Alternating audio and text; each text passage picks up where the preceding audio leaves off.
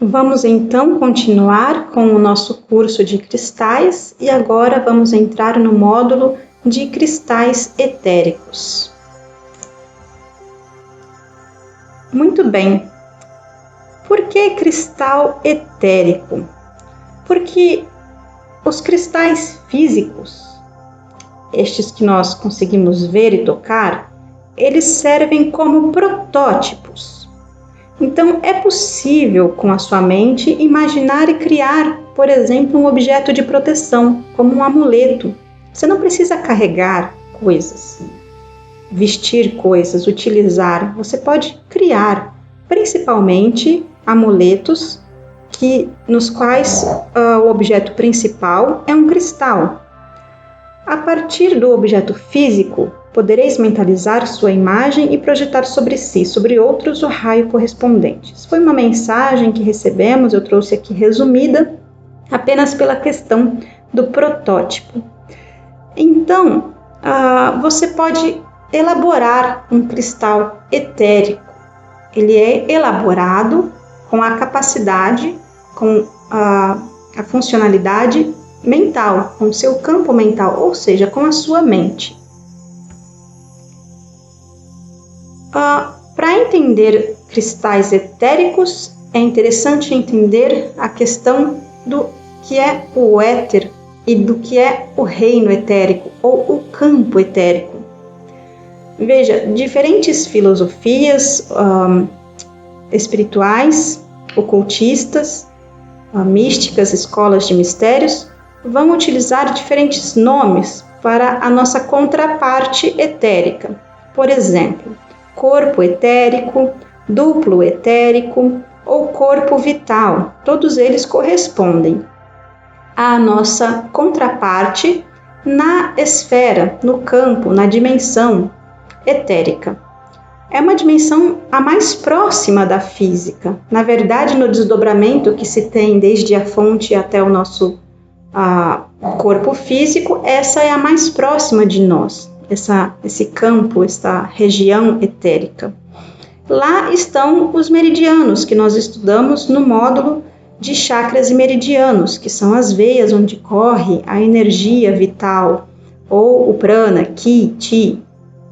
Nesta imagem, a gente tem, então, ali uma moça e uma imagem como se fosse mais suave, mais transparente, translúcida, que é uma cópia daquele corpo físico. Então, o nosso corpo etérico é uma cópia bastante fiel. Na verdade, o corpo físico é o resultado do molde etérico. O etérico é o molde. Aqui, o corpo físico é o resultado denso desse molde etérico. Aqui nós trazemos um trecho de um livro, é um livro chamado Evolução no Planeta Azul, e aqui esse trecho trabalha exatamente mostrando a importância, na verdade, dessa região etérica, dessa contraparte etérica. Aqui é sobre o mecanismo das plantas e a mesma coisa pode ser talvez pensada para o campo dos cristais. Então, vamos observar o que se diz aqui. Como ocorrem os núcleos energéticos e acumuladores das plantas em processo de crescimento? Concluímos que não existe somente o mecanismo de ação fármaco-químico. É isso? Então, a resposta da vovó Maria Conga, o ser que estava fazendo a transmissão, diz: desde o momento em que as ervas começam a germinar até o instante exato da colheita ou poda, sofrem influências do magnetismo planetário, intervenções astrológicas e intensa absorção das energias solar e lunar, que passam a fazer parte do encadeamento energético de suas auras, compondo o complexo físico, etéreo e astral desse vegetal. Os chamados componentes farmacoquímicos fazem parte do corpo físico dessa planta, sendo a parte visível do todo energético que a envolve. Manipulamos, aí ela está comentando sobre os trabalhos de socorro, de ajuda e de auxílio. Manipulamos mais precisamente a contraparte etérica, sendo os princípios físicos emanados repercussão desta e não o contrário. Ainda falta muito aos filhos para entenderem toda a cadeia da alquimia astral. Então, aqui nós vemos a importância desta contraparte etérica, que aqui é explicada no reino vegetal e que o mesmo entendimento pode ser compreendido para, por exemplo, o reino mineral, ou seja, os cristais. Estas três partes, contrapartes ou três camadas nossas, né? Três esferas das quais nós, como um todo, fazemos parte, que são físico, etérico e astral.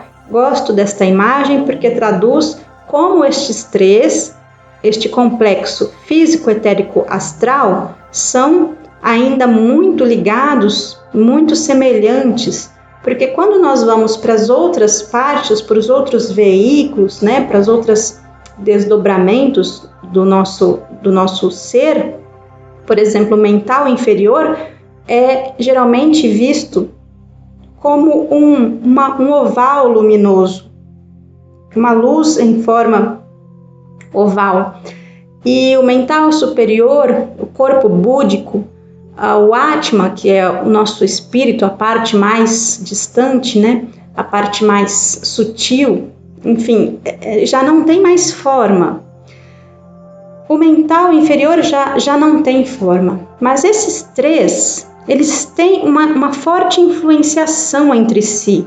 O físico, o etérico e o astral, todos têm a forma que nós compreendemos de nós mesmos enquanto corpo.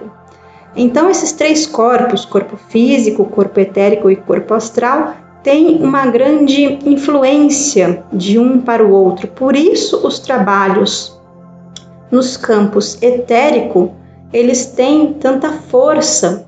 E por isso, o trabalho de cristais etéricos tem a mesma capacidade de resultados quanto o uso de um cristal físico, por exemplo.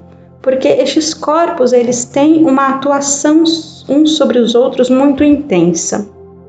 Éter é uma palavra que tem sido usada em muitas frentes, em muitos contextos, porque ela vem do latim e foi usada na alquimia medieval, mas também às vezes é associada com a palavra Akash do hindu, que na verdade significa céu, mas que em alguns textos religiosos da antiga Índia faziam referência aos céus, aos planos sutis. Então essa palavra foi passando por muitos lugares e ganhando diferentes conotações. Vamos falar um pouco, porque quando falamos sobre cristais etéricos, seria interessante compreender a palavra éter nessas diferentes conotações, para que possamos compreender o que significa para nós cristais etéricos. Então, além dessa camada, dessa esfera etérica, deste plano etérico do qual faz parte nosso corpo etérico e a contraparte etérica de todas as coisas, como por exemplo os vegetais e cristais, como vimos, temos então um outro uso para esta mesma palavra, que na espiritualidade às vezes é utilizado o termo fluido cósmico universal como sendo a energia primária que forma todas as coisas.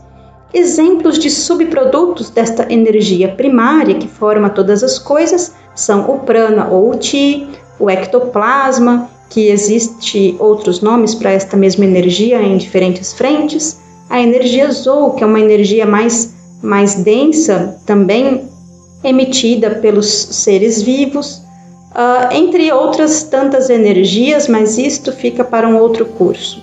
Agora, nesta figura, nós vemos os sólidos, que são já desde os gregos e depois os alquimistas medievais, usaram para representar os elementos. Então, quando falamos sobre elementos da natureza, sobre forças dos elementos, nós caímos também na palavra éter. Mas veja, aqui nesta figura nós temos a relação do fogo com o tetraedro, da terra com o cubo, do ar com o octaedro, ali embaixo da água com o icosaedro, e o dodecaedro nesta imagem é trazido como a palavra espírito. Então, dos elementos, o quinto elemento seria o elemento espiritual, mas essa palavra espírito também é utilizada para significar inúmeras coisas. Por isso que estamos aqui trabalhando estas significações para ter uma compreensão mais ampla. Pois a palavra éter também é usada nos textos medievais e alquimistas como quintessência. Então nós temos ali os elementos, cada um na sua figura geométrica respectiva, e o éter como a representação desse símbolo mágico que nós conhecemos, né, o oito deitado. Não vamos aprofundar sobre isto aqui, mas então a palavra éter também correspondendo à quintessência. E aqui uma figura que mostra uma forma talvez mais lúdica, mas que também trata dos elementos fogo, terra, água, ar, e por último representa o éter como magia, como mágica, porque é esta magia da criação. Então nós temos os 4 elementos que formam todas as coisas, que são as energias primordiais da forma e que resultam em algo, que são colapsadas na forma através do quinto elemento, que pode ser aqui entendido como mágica, ou magia, ou éter, ou quintessência. Então, vamos ter atenção a estes diversos usos e contextos para a palavra éter, que pode significar quintessência, mágica, espírito, a caixa ou os registros acásticos, né, que na verdade a tradução da palavra akasha seria céu, e são diversos contextos e os usos dessa palavra, né, acaba trazendo diferentes significações. E a região etérica, que é a faixa de frequência das substâncias na região que pode ser entendida como plano, dimensão ou esfera etérica. Ou seja, existe uma faixa de frequência onde as substâncias vibram nessa faixa e a gente chama ela de etérica, que é essa faixa de vibração das substâncias na camada etérica, essa mais próxima da camada física. Aqui ao lado colocamos, estas duas palavras são usadas às vezes como se fossem a mesma coisa. No contexto do dicionário, a palavra etérico refere-se ao álcool, é o ácido feito a partir do álcool. Então, mas no contexto metafísico, filosófico, espiritual, então nós já compreendemos como se usa a palavra etérico. E às vezes pode ser usada a mesma palavra etéreo para corresponder àquilo que se usa às vezes etérico. Então essas duas palavras são utilizadas. No dicionário, a palavra etéreo está mais relacionada com esse entendimento de transparente, elevado, da natureza, sublime, mas por vias de várias publicações fazerem o uso de ambas as palavras, apesar da diferença no dicionário, tenhamos este conhecimento, ambas nos escritos, aí nos textos e em todos os lugares que nós estudamos, são usadas às vezes como sinônimo, certo? Nós vamos encerrar esta parte aqui. Nós estudamos e compreendemos tudo ao redor desta palavra éter para podermos entrar na especificidade dos cristais etéricos. Então, na próxima parte, nós vamos trabalhar especificamente com o uso e a elaboração dos cristais etéricos, ok? Então, tchau, tchau e até o próximo vídeo. Obrigada, pessoal!